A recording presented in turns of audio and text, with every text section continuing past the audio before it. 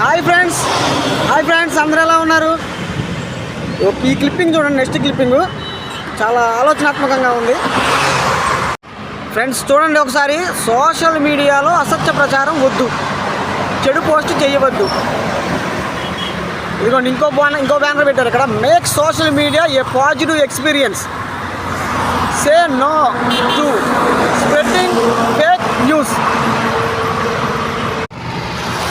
Government వాళ్ళు పెట్టిన ఈ బ్యానరు చాలా ఆలోచనాత్మకంగా ఉంది. దీని మీద మీ కామెంటు, మీ అభిప్రాయాన్ని కామెంట్ రూపంలో తెలియజేయండి.